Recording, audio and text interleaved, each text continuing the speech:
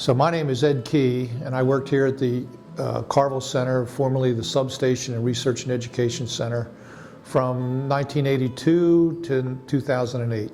And it's been my honor and privilege and pleasure to write a history of this facility that we've printed up this year in 2019.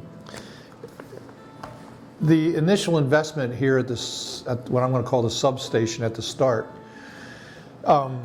of $7,555 to buy 310 acres in 1941 is probably one of the most important and best expenditure of public dollars in the history of Delaware.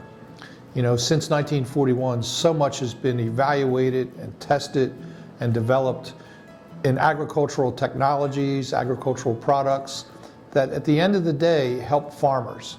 And this has been going on for generations, and it's really made a huge contribution not only to the county and the state of Delaware, but through outreach to the region and even nationally.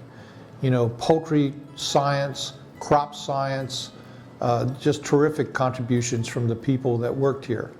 And that's the other key point here. It's the people since 1941 that have made this place work. Dean George Schuster was the dean of the college up in Newark when this was purchased. And two of the first hires were Jack Turner, who was the farm manager and would remain so till 1965. And then Carl Seeger was the first poultry scientist here, and he worked from 1941 into the 1950s before he moved. Those two set the tone for agricultural research. And even as early as 1942, less than a year after the purchase, a chicken house was built, and Mr. Seeger was conducting research and holding an open house in 11 months after taking possession of the property. If you fast forward to 1958, that's when the Sussex County Extension staff moved out from the Georgetown Post Office to an office, a new wing that was expanded on the original office. And that was a critical moment because now extension and research were housed in the same place and working on projects. That also brought the 4-H and what was then known as the home economics program out under the same roof. As time went on, extension, research, and even teaching through the Instructional Video Conference Center and went on. So all three components of the land-grant university mission were happening here at a field station 90 miles away from campus. That is unique around the country. There are a lot of great research stations, but they're only doing research, or they may be blending some extension work in there.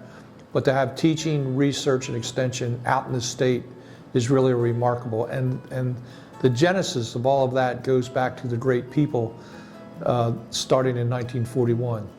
One of the legendary Sussex County figures is a man named Frank Gordy, who became the director of the substation in 1956, and he shepherded this. Another watershed year was 2004, when former Governor Elbert Carvel and his family made a contribution for a brand new facility here, a meeting room and office complex. And so now the place is known as the Elbert and Ann V. Carvel Center. And what that signifies, it was built on the shoulders of all the people that worked here and made contributions to the county, to the state, in agriculture, 4-H, family and consumer science, as well as other topic areas. And the university's investment with the Carvel gift, some state monies and other private donations is really a statement of how the university is important in Sussex County and the university's commitment to agriculture and to the people of the county. So it was a privilege to write about the history. It turned out to be about 108 pages long, a lot of great names that'll bring back memories. And again, it was a privilege to do the history. I want to thank Mark Isaacs, Dr. Mark Isaacs, the director of this center, for giving me the opportunity to do this. Thank you.